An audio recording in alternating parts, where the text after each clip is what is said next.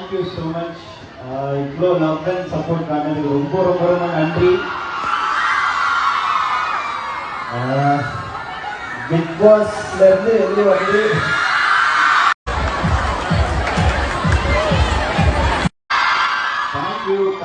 Thank you so much. இவ்வளோ love and support காரணத்துக்கு ரொம்ப ரொம்ப ரொம்ப நன்றி.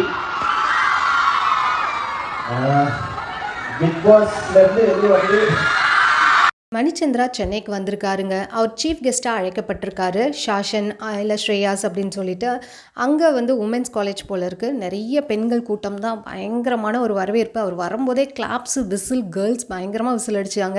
அண்ட் உமன்ஸோட பயங்கரமான சப்போர்ட், ஃபேன் சப்போர்ட் நிறைய இருக்குது அவருக்கு, மணிக்கு அப்படின்றது நல்லாவே தெரியுது.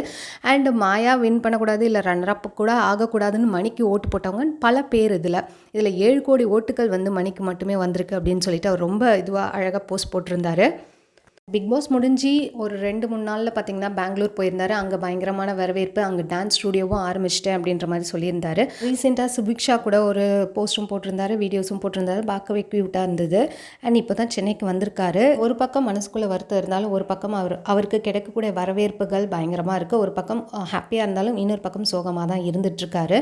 பொறுத்திருந்து பார்க்கலாம் பிபி கொண்டாட்டத்தில் என்ன மாதிரி ஆக போகுது அப்படின்னு சொல்லிட்டு. இந்த மாதிரி அப்டேட்ஸ் என்ன சேனல் மறக்காமல் சப்ஸ்கிரைப் பண்ணிக்கோங்க. தேங்க்ஸ் ஃபார் வாட்சிங்.